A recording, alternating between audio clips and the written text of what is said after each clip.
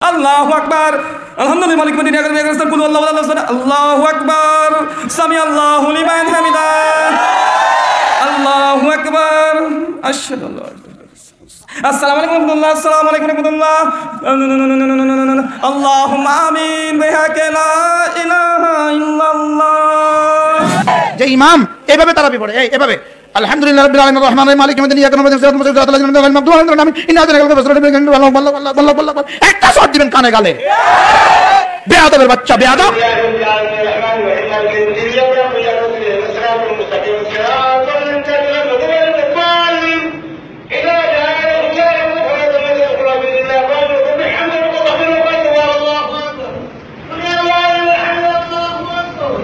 তারাবির নামাজ তো আমাদের এখন ব্যায়ামের একটা প্রশিক্ষণ চলতে আছে, মোবাইলে চলতে আছে 4G আর তারাবি নামাজে চলতে আছে 3-4-12G।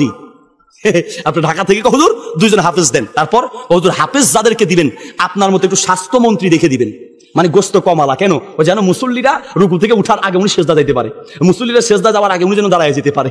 এই হলো অবস্থা, মুসল্লিরা রুকুতে যাওয়ার আগে হাফেজ সাহেবরা সেজদায়, মুসল্লিরা সেজদা দেওয়ার আগে ওনার এক সেজদা শেষ, দ্বিতীয় সেজদা দেওয়ার আগে মুসল্লিরা দেওয়ার আগেই উনি দাঁড়ায় গেছে। প্রিয় হাজরিন, এটা নামাজ, এটা ইবাদত, এটা তামাশা নয়, এটা ব্যায়াম নয়, এটা আল্লাহর সামনে দাঁড়ানো ইবাদতের নাম, ঠিক না? আল্লাহু আকবার।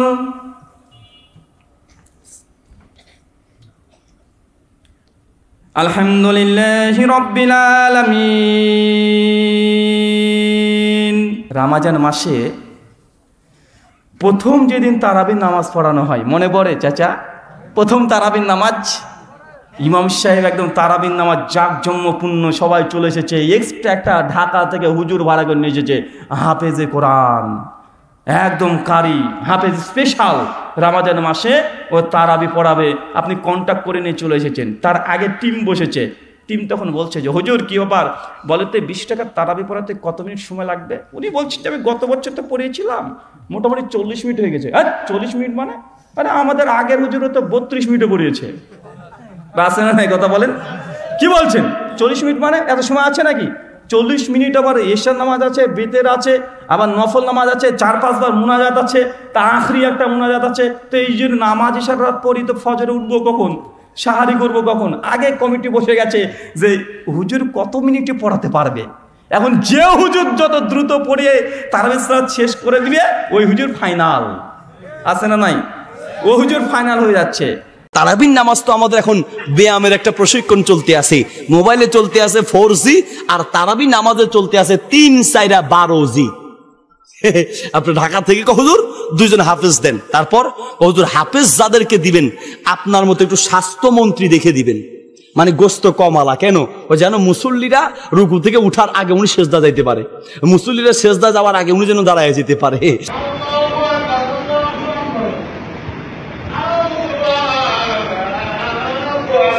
অবস্থা, মুসল্লিরা রুকুতে যাওয়ার আগে হাফেজ সাহেবরা সেজদায়, মুসল্লিরা সেজদা দেওয়ার আগে ওনার এক সেজদা শেষ, দ্বিতীয় সেজদা দেওয়ার আগে মুসল্লিরা দেওয়ার আগেই উনি দাঁড়ায় গেছে। প্রিয় হাজরিন, এটা নামাজ, এটা ইবাদত, এটা তামাশা নয়, এটা ব্যায়াম নয়, এটা আল্লাহর সামনে দাঁড়ানো ইবাদতের নাম, ঠিক না? আপনি তারাবি পড়ছেন, আল্লাহর সামনে ইবাদত করছেন, নিজের বিবেককে প্রশ্ন করেন। 4 রাকাত পরে পরে আমাদের দেশে যে দোয়াটা আমাদের দেশে পড়া হয় সুবহানাল মুলকি মালাকুত, আল্লাহ রে যে গতিতে পড়ে বিমান ফেল। নিজের বিবেককে প্রশ্ন করেন, এই কথা হয়তো জীবনেও শোনেন নাই, কিন্তু আপনার বুঝার জন্য বলছি। টাকা নিয়ে, অর্থ নিয়ে, সম্পদ নিয়ে আপনার আমার সঙ্গে দ্বন্দ্ব নেই। প্রিয় ভাই আমার, আমি বলতে বাধ্য হচ্ছি এটা একটা হাফিজিয়া মাদ্রাসা, এই হাফিজদের জন্য বলছি যেখানে তারাবি পড়াবা বলে দিবা যে তারাবি আমি আমার মতো করে শুদ্ধভাবে ধীরস্থির ভাবে পড়াবো, মনে চাইলে পড়েন, মনে না চাইলে না পড়েন, তবে কোরআনের কোন লানত উল্টা অর্থ হয় এমন ভাবে কোরআন তেলাওয়াত করা যাবে না, ঠিক কি না? সূরা মুজাম্মিলের 4 নম্বর আয়াতে আল্লাহ বলছেন ওয়ারাত্তিলিল কুরআনা তারতিলা, কোরআনকে ধীরস্থির ভাবে পড়া ফরজ, ধীরস্থির ভাবে পড়া ফরজ। আর আপনারা কমিটিতে হাফেজ নিয়োগ দেওয়ার আগে খবর নিয়ে দেখেন, তাকে পরীক্ষা নেন যে কে কত জোরে পড়তে পারে। হ্যাঁ, আর 4 রাকাতের পরে পরে দোয়া যেভাবে পড়া হয়, মসজিদের বাইরে কেউ দাঁড়ায় থাকলে তারা মনে করবে মসজিদের ভিতরে বোধহয় ঝগড়া শুরু হয়েছে। হাফেজ সাহেব 2জন তারাবি পড়াবে, এখন সুবহানাল মুলকি মালাকুত এটা তো পারে না, তো যাই ওস্তাদকে বলতেছে, ওস্তাদ সোমানাজিল মুলকি মালাকুত এই যে দোয়াটা পড়তে হয়, ওস্তাদ এটা তো পারি না, তাড়াতাড়ি দোয়াটা একটু শিখাই দেন।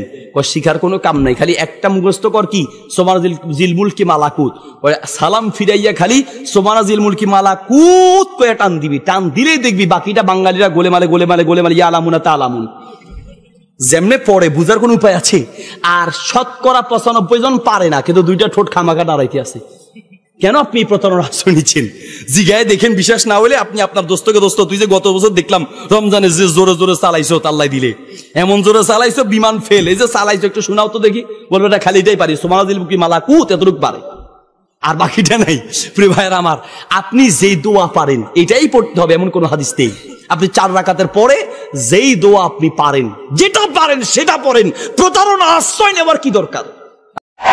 যে ইমাম এভাবে তারাবি পড়ে, এভাবে আলহামদুলিল্লাহ রাব্বিল আলামিন রহমানির রহিম মালিকি ইয়াউমিদ্দিন ইয়াকা না'বুদু ওয়া ইয়্যাকা নাস্তাঈন ইহদিনাস সিরাতাল মুস্তাকিম মাগদুবি আলাইহিম আমিন ইন্না আতাইনাকাল কাউসার আল্লাহু একটা শট দিবেন কানে গালে। বেয়াদবের বাচ্চা, বেয়াদব, আল্লাহর কালাম নিয়ে বেয়াদবি করছিস তুই। জুতা দিয়ে লাগাবেন এরকম ইমাম রে। বলেন কি দিয়ে লাগাবেন? বলেন জুতা দিয়ে লাগাবেন এরকম ইমাম রে।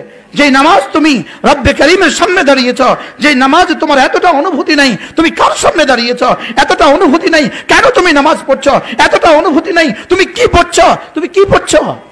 আপনি যদি এভাবেই তারাবি পড়ান, আপনি গত 20 বছর এভাবে পড়াইছেন, 20 বছরে কোটি কোটি লানত আপনার উপরে পড়ছে, এই জন্যই আপনার জীবনের কোনো পরিবর্তন হয় না। ওদিকে নামাজ পড়াচ্ছেন, এদিকে ফেরেশতা বলতেছে তোমার উপর আল্লাহর গজব, তোমার উপর আল্লাহর গজব, তোমার উপর আল্লাহর গজব। আর নামাজ যখন এভাবে পড়ে, যে নামাজের তাসবিহ ঠিক নাই, যে নামাজের রুকু আর সেজদা ঠিক নাই, যে নামাজে কিছুই ঠিক নাই, ওই নামাজ পুরাতন কাপড়ের আকৃতিতে তার মুখে মারে, তখন নামাজ তার জন্য বদদোয়া করে, আল্লাহ দাইয়াকাল্লাহ, তোকে আল্লাহ বরবাদ করুক, কামা দাইয়াতানি, তুই আমাকে যেভাবে বরবাদ করেছিস।